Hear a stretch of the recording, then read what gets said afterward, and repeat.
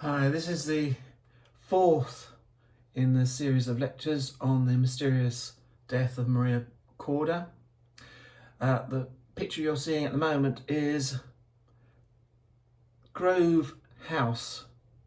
Now, William Corder was found in Grove House, and so this is in Ealing in Brentford.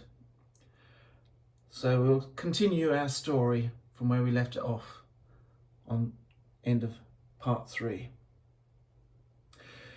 Another witness is called. George Gardner deposed that he had once asked William Corder, after the 18th of May, what had become of Maria Marten. Corder said, "She's all right. I suppose she is in the keeping of Mr. Matthews." In consequence of this evidence, the coroner suggested the priority of the adjourning inquest and immediately dispatched a person to London for the purpose of apprehending William Corder, who it was suspected resided there, but in what direction was not known at the time. Ayres, an active constable living at Boxford, was the person fixed upon to perform this mission, and, being supplied with proper instructions from the parochial officers and the money to bear his expenses, he forthwith proceeded to the metropolis. On his arrival in town, Ayres went to the police office, Lambeth Street, and stated the discovery which had been made at Polstead and the purpose of his journey to the town. The magistrates expressed their readiness to render every assistance in their power to capture the supposed murderer, and Lee, an active and intelligent officer, was immediately dispatched with Ayres to pursue him. Before Ayres left Polstead, he learned from his brother-in-law, Gardner, with whom Corder had been on terms of close intimacy, that if he had called at No. 6 Gray's Inn Terrace, he would find a person with whom the prisoner had formed a connection in London, and who might, perhaps, give such information as might lead to the discovery of his retreat. Thither the officers went in the first instance, and although they did not see the party they expected, they were referred to another place, and thence to another, until they found out that the person for whom they were in search, as far as they had reason to believe from the description given of him, had married and lived in a place called Grove House, Academy, Ealing Lane, Brentford. Now this is Grove House. It looks like it's of the period, so it could well be this one, and it's in Ealing, but it's in Meadow Street and not Ealing Lane, so maybe it's changed, but who knows. It's now a school, so maybe it is the same place. Right. The apprehension of William Corder and his removal to Polstead. The evidence given by Lee upon the inquest will show that what transpired on his arrival at Brentford. The prisoner, after his person and premises had been searched, was conveyed to London by Lee and Ayres and taken to Lambeth Street office, when, after hearing a circumstantial account from the officers, the magistrates ordered them to proceed with all possible speed towards Polstead. This was on the 23rd of April.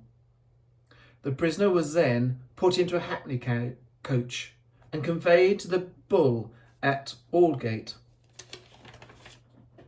whence he was immediately transferred to a stagecoach going to Colchester. Awful as was the offence with which he stood charged, the prisoner behaved with such levity as disgusted the passengers upon the roof of the coach, and those who were acquainted with the dreadful charge he had to meet were truly astonished. At 9 o'clock the prisoner reached Colchester and was put down at the George Inn. I'll just get you a picture of the George Inn. There's the George Inn in Colchester. It still stands today. Let's see if there's sort of rooms in the George Inn today. So we'll just focus on this one. So that is the George Inn in Colchester still today. It's a very old inn, so it would have been the same one as he went to. The news of his apprehension had preceded his arrival, and although the hour was late, a crowd of persons of all ranks and degrees had collected in front of the inn in order to get a sight of him. After he had been conducted to a room such as was the intense anxiety of the public to gain admission to see him, that Lee and Ayres thought it prudent that he should be removed to a place of greater security, upon which Mr. Smith, the landlord, at their request, furnished a private room in which to place him. When this had been done, Ayres was left with the prisoner, and Lee proceeded to the jail, where he saw Mr. Smith, the governor, to whom he related his business, and requested leave to lodge the prisoner in the jail for the night. Now, the jail at that time was in the castle of Colchester. Mr. Smith inquired of Lee whether he had any warrant in his possession, by which the prisoner was committed to any specific jail, to which the officer replied in the negative. Upon learning this, Mr. Smith, the governor, refused to receive the prisoner into his custody. Lee remonstrated upon conduct which he considered most extraordinary, but it was of no purpose. So Smith, the governor, because he hadn't got the right paperwork, said he couldn't be admitted into the jail. Very bureaucratic in those days, as they are today. Lee then proceeded to the house of Mr. Abel, a magistrate, to whom he stated the case, whereupon that gentleman sent for the governor of the prison, who, on his arrival, justified his conduct to the magistrate on several distinct grounds. In the first place, he said that the prisoner had no warrant accompanying him to be committed to any specific jail. Second, the offence with which the prisoner stood charged was not committed out of the jurisdiction of Colchester Castle, of which he, Mr. Smith, had the charge. And in the third place, he had no person to attend upon the prisoner, and he might, therefore, lay violent hands upon himself, and if that should be the case, heavy responsibility would lie upon him. The worthy magistrate did not appear to be able, or, if so, not disposed to combat these objections. It should remain for the night at the George Inn. He was then taken to a chamber in the remote part of the house, where he was put to bed with Ayres, the constable, to whom he was handcuffed by his right hand, and the left was secured to the bedpost, so that the escape was impossible, and he could not, had he been so inclined, injure the constable. Before he retired for the night, he wrote a letter to his mother, of which the following is a verbatim copy. So that must be a very uncomfortable position to be in, handcuffed on one side of the bedpost and to a constable at night. I don't think he'd slept very well. So this is a verbatim copy of his letter he wrote to his mother. Dear Mother, I scarcely dare presume to address you, having a full knowledge of all the shame, disgrace, and I may truly add, for ever a stain upon my family, friends and connections. I have but a few minutes to write, and, being unfortunately labouring under this serious charge, I have to solicit that you will receive Mr. Moore on Friday morning, with whom may probably be my injured lawful, and I must do her... with whom may probably be my injured lawful, and I must do her the justice to say, worthy and affectionate wife. So I think it must be Mrs. Moore, not Mr. Moore. I've always received from every branch of her family the kindest treatment. Hope and trust that the same will be returned by you the short time that they continue in this part of the country, which, I am sorry to have to state, is to hear the evidence of this dreadful catastrophe. I am happy to hear that you are tolerably well, considering the present circumstance. I may, perhaps, be allowed an interview with you in a day or two, but that I find is very uncertain. I must beg to subscribe myself your very unfortunate son, W. Corder. To Mrs. Corder, Polstead, Suffolk, favoured by Mr. Catchpold. The last paragraph of the latter letter had been altered by partial erasures. In clearing the blotted part, it ran thus: must beg to subscribe myself, your unfortunate though unworthy son, W. Corder. On the following morning, the prisoner was visited by Sir William Rowley and several magistrates and gentlemen of the town and neighbourhood at the inn, where he yet remained under close custody. A great number of other persons were extremely anxious to see the prisoner, so that Lee, had he been so minded, might have reaped a rich harvest by receiving indulgent fees. But he too well understood his duty to be thus tampered with. So in those days, a lot of people would just take a day out to visit famous criminals in jails, or go to lunatic asylums, or also go and see French prisoners of war back in the day of the Napoleonic prison.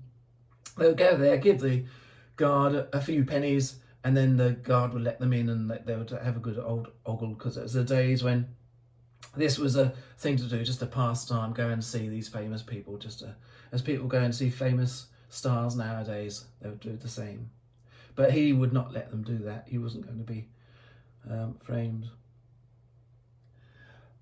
Among those who visited him was Reverend Mr. Seaman, a respectable and pious clergyman who lives near Colchester, and who had been long acquainted with the prisoner's family. The reverend gentleman begged of the prisoner to accept of his humble services, and enjoined him to attend the advice which he should give him, at the same time presenting Corder with a hymn book, handsomely bound. In a course of a long conversation, the reverend divine asked him how he had come to swerve from the path of virtue, and urged him to unbosom his mind to him as to the sincere friend, and upon the pledge of inviolable secrecy. Corder listened with attention to the pious exhortations, but made no direct answer to any inquiry which was specifically put to him. He, however, repeatedly acknowledged in general terms that he was a great sinner. The reverend gentleman exhorted him by the mercies of Christ to commence the work of sincere repentance immediately, and then, if he were guilty of the foul crime imputed to him, he might hope for pardon at the higher tribunal than that before which he would, perhaps, shortly to appear. On the other hand, should there be no ground for the charge, and he should be able to establish his innocence, even then repentance would render him a better man, enable him to pass through life with virtue and honour. The prisoner thanked the reverend gentleman for his attention, and expressed the obligations he felt for his advice and good wishes. After this, the prisoner was visited by Mr. Moore, his wife's brother, who is a respectable jeweller in London. Mr. Moore said to him, "How could you send letters that you were living happily with Maria Marten, when, at the same time, you are living with my sister, with whom you are married?" Corder replied sullenly, "I shall not answer any questions now. I shall say nothing about it.